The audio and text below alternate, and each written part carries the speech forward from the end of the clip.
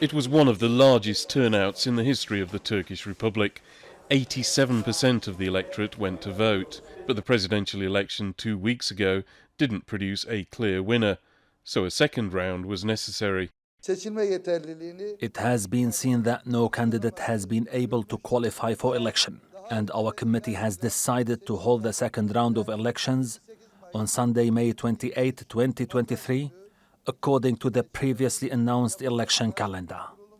Turkish citizens can vote in the area where they have registered their address by presenting their Turkish identity card. More than 600,000 security personnel were on duty for this election.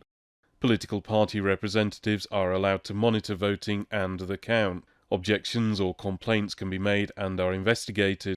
There are also checks, such as on the number of envelopes, to make sure they don't exceed the number of voters. Elections in Turkey are overseen by the Supreme Election Commission and are often highly combative, with all parties ready to argue their corner. Much is riding on the results, as they will determine the future direction of the country for the next 5 years, and that sometimes ends up with different claims about the picture that is emerging. Anadolu Agency is the only official data provider during the elections, but Anchor News Agency also released results and faced allegations it was receiving help from the opposition CHP. Once the ban on reporting the results was lifted, discrepancies started to show. Anadolu Agency had Erdogan in the lead, but Anchor had Kılıçdaroğlu ahead, provoking disputes on and off social media as to what was going on. Both have explained their practices.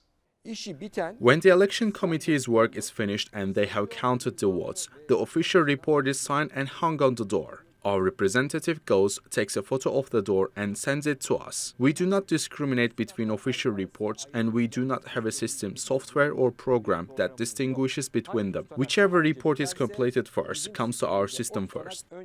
In a written statement, Anchor News Agency denied taking data from the CHP and added, however, it was reported that some subscribers experienced interruptions due to cybersecurity policies and their own service infrastructures, especially during the intensity experienced after the restrictions on publishing results were lifted.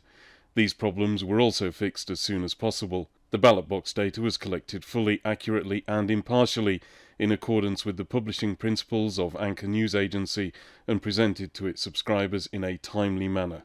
But at the end of the night, both sets of results were remarkably similar, despite opposition claims they were being manipulated, and both were similar to the official figures released by the Supreme Election Commission.